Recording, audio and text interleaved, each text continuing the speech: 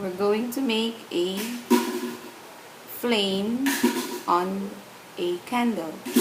So we're going to put a triangle, put it this on a triangle, then roll it, or fold it, I mean, into a medium size one.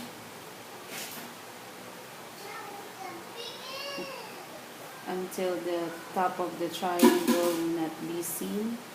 Then this, on this side, you'll make sure that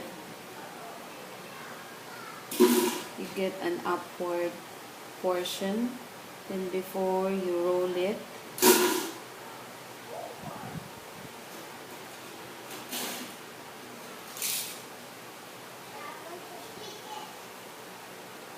and then in this tail you find a portion for it to be tucked inside and locked, so it will make the form of a candle with a flame. So this is it, a candle with a flame. Nice one.